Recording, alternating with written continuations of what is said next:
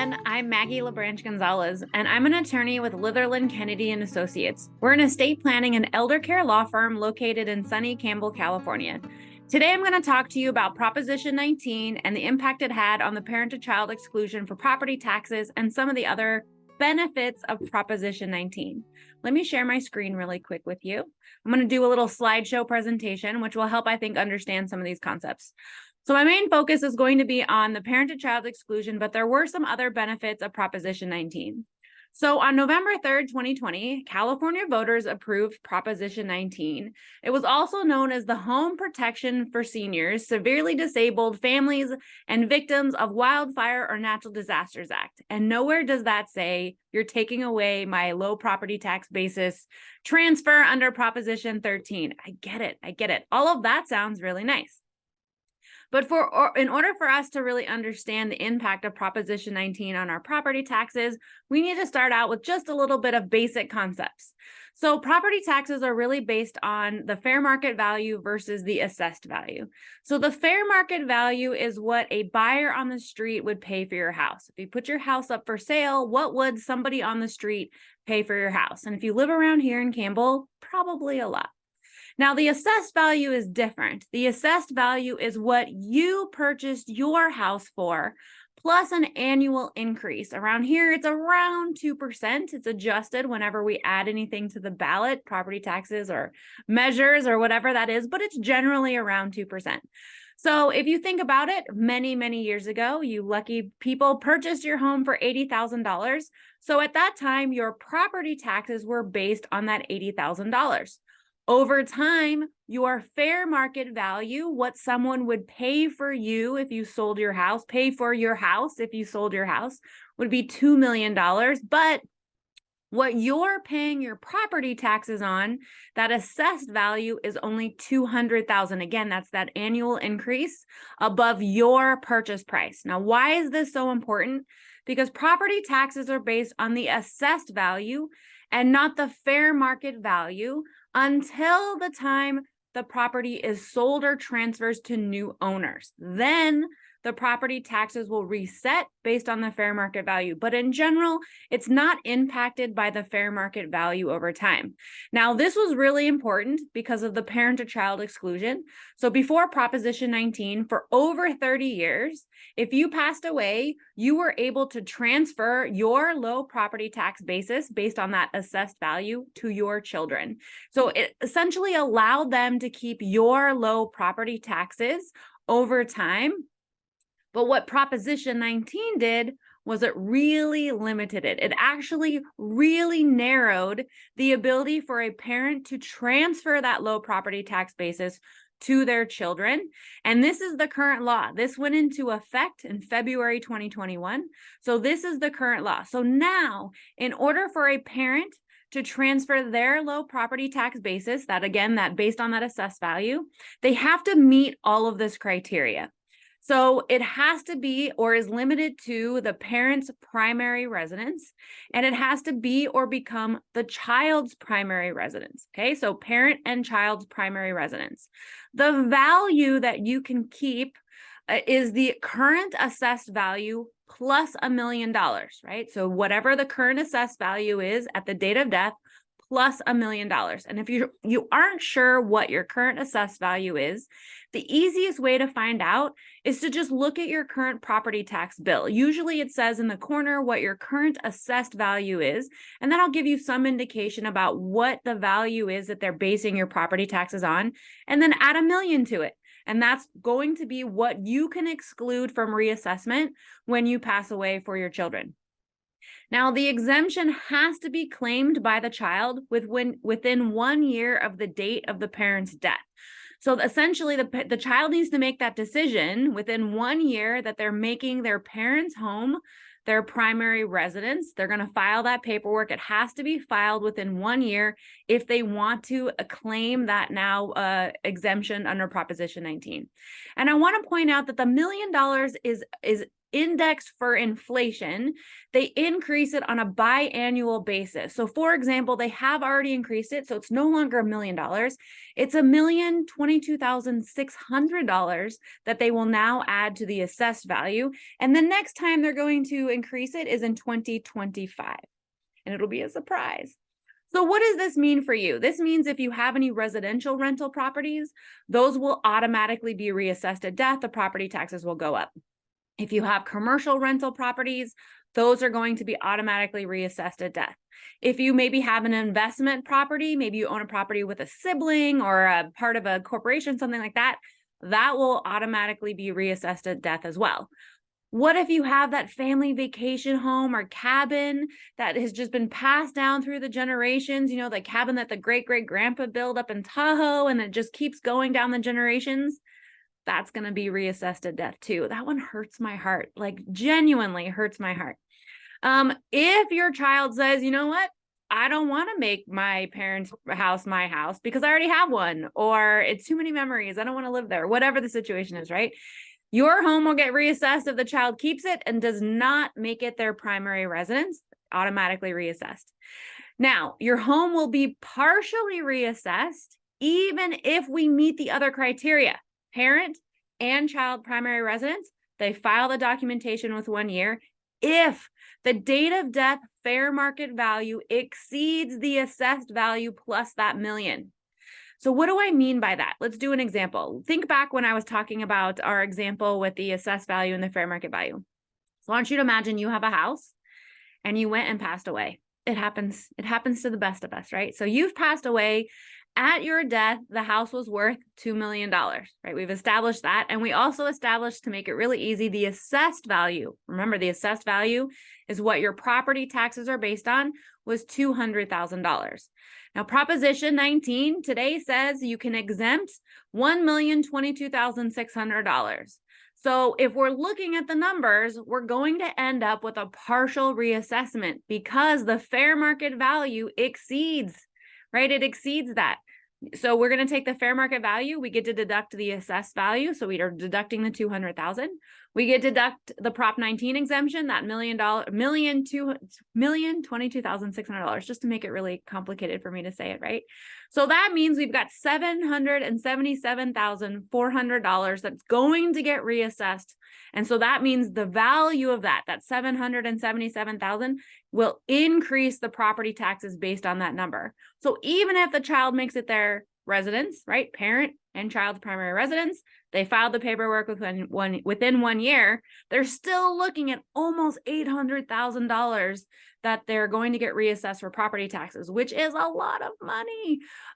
So around here, property taxes might go up regardless of whether they're making it a primary residence, just because of the value, the fair market value of the property at death. Now, if you have a property, I don't know, in Redding or Fresno, some other area of the state where maybe the fair market value of the properties is not so high, then you might hit that assessed value plus $1 million, and then there would be no reassessment. So again, take a look at your assessed value, and you can ballpark the fair market value, Google it, Zillow it, whatever it is, and it gives you some indication about what kind of numbers you're looking at.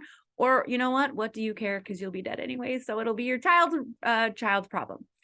So that is what Proposition has done to us for the parent-to-child exclusion. But you know what?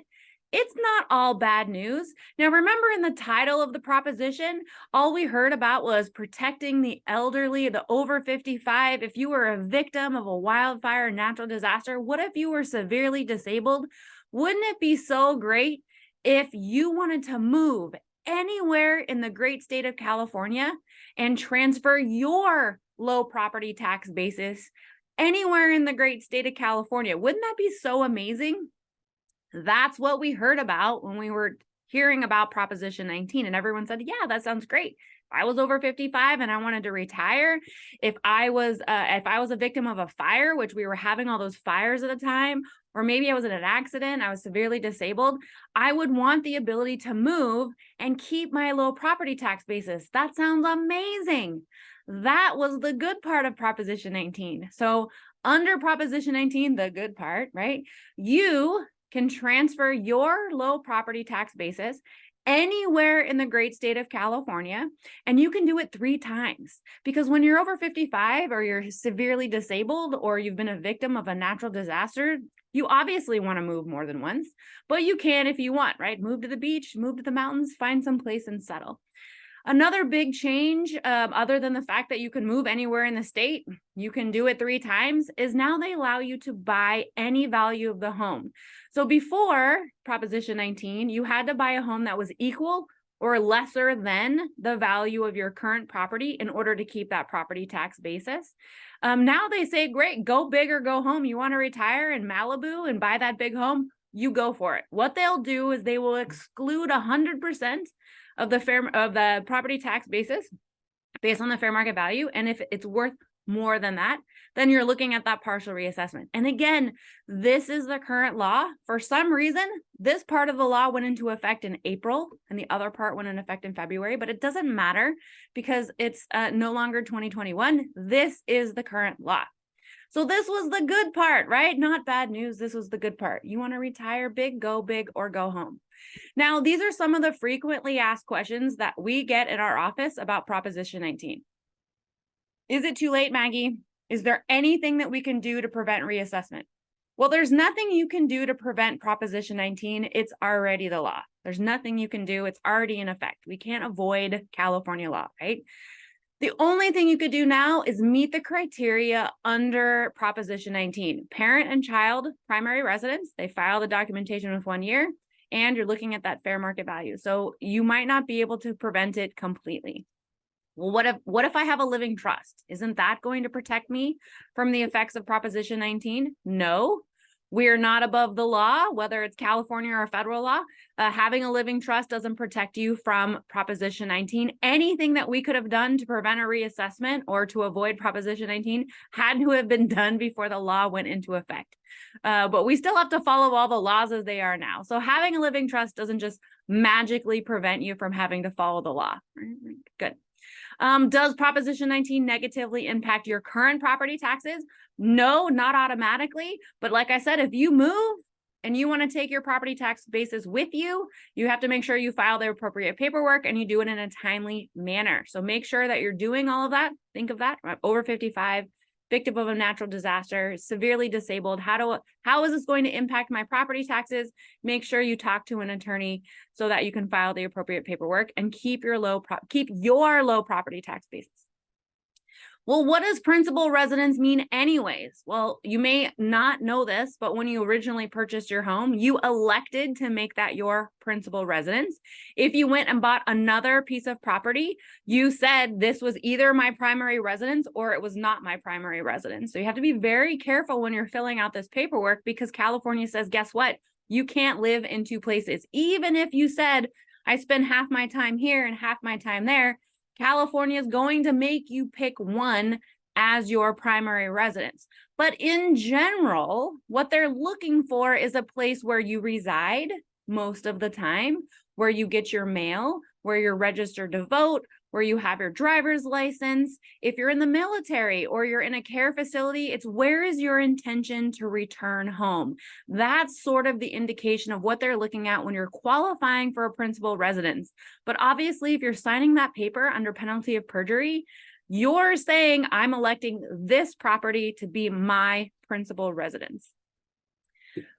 Okay, so now you're thinking in the future, many years from now, you're going to pass away and you're thinking, I want to pass my primary residence to my 2 children because I love them both equally. Doesn't really have to be the principal residence of both of them because I love them both equally, but maybe they can't really live together anymore because they're mature adults, right? Or one of them has a house, the other one doesn't. It does not have to be the primary residence of both children, okay? Only one of them has to make it their primary residence in order to qualify for the exclusion under Proposition 19. So it's not all bad news.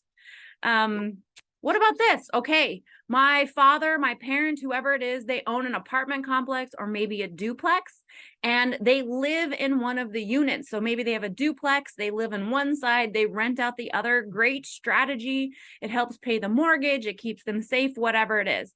But does the entire complex then qualify as the principal residence?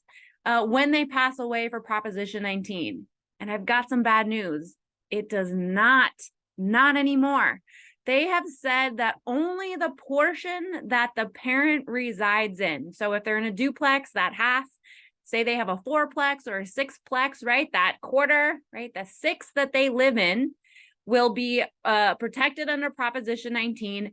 Everything else, that other half, the other 3/4, whatever it is, will automatically get reassessed because they didn't live there. It wasn't their primary residence. And by far, the biggest question that I receive about Proposition 19 is, this is a horrible law, Maggie. No one understood it. No one ever heard about this was going to impact the parent-to-child exclusion. We all heard about the national disaster over 55 thing. That all sounded great, but nobody really understood what they were voting for. And so I've heard they're going to repeal it. What do you think, Maggie? I mean, my crystal ball is broken. I have no idea if they're going to repeal it. If I had a hunch, I would say no, because California voters voted on it. So the only way they would be able to repeal it is if a court struck it down, which would require somebody to sue. Probably not going to happen. If they had the California, the legislature, right, create a constitutional amendment to change the way Proposition 19 is worded, bring back Proposition 13. Do I think that's going to happen? No, because think of how much money they're going to generate when we've got the partial reassessments, the full reassessments, the amount of money they're going to generate from this law, huge impacts. So I don't think that that's going to happen. The other option is they put it back on the ballot and they bring it back. And again, that requires a whole nother vote. So do I think it's going to happen? Maybe, potentially, probably not. So that's a little bit about Proposition 19. I hope that it helped clarify some of the laws and the things that are happening, the good stuff and the bad stuff. And if you have any other questions, feel free to reach out to our office. Thank you for watching, and be sure to like and subscribe and watch some of our other videos. Thank you.